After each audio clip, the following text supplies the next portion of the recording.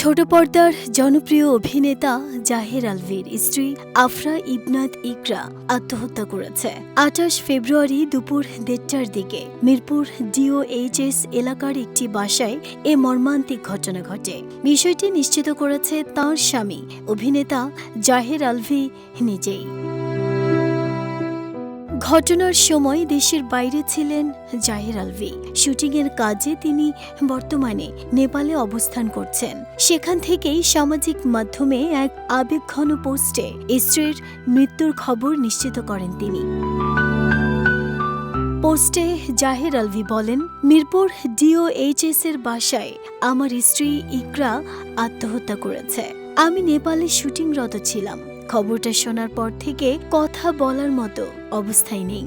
আমি বুঝতে পারছি না আমাদের সন্তান আর আমার কথা না ভেবে সে কেন এভাবে চলে গেল।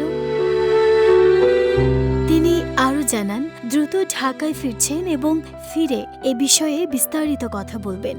শুভাকাঙ্ক্ষী ও সাংবাদিকদের উদ্দেশ্যে তিনি অনুরোধ করেন এই শোকের মুহূর্তে তাঁকে ও তাঁর পরিবারকে কিছুটা সময় ও মানসিক স্বস্তি দেওয়ার জন্য, পাশাপাশি তাঁদের সন্তানের ভবিষ্যতের কথা বিবেচনায় রেখে কোনো ধরনের বিভ্রান্তিকর তথ্য না ছড়ানোর আহ্বানও জানান তিনি।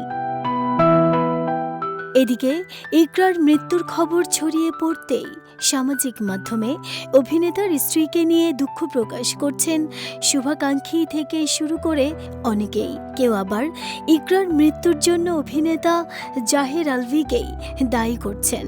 বলছেন, নায়িকা ইফফাতারা তিথির সাথে বিবাহ বহির্ভূত সম্পর্কের কারণেই জাহের আলভির স্ত্রী ইকরা আত্মহত্যা করেছে। আবার কেউ বলছে, দুদিন পরেই হয়তো শোনা যাবে আলভি আর তিথি বিয়ে করেছে। ২০১০ সালে ভালোবেসে বিবাহ বন্ধনে আবদ্ধ হন জাহের আলভি ও আফরা ইবনাত ইকরা। দীর্ঘ দাম্পত্য জীবনে তাঁদের ঘরে একটি সন্তান রয়েছে।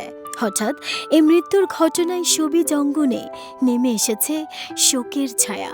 এ ঘটনায় আইনশৃঙ্খলা বাহিনীর পক্ষ থেকে প্রয়োজনীয় আইনি প্রক্রিয়া গ্রহণ করা হচ্ছে বলে জানা গেছে। নাহিদা স্মৃতি, দেশ রূপান্তর।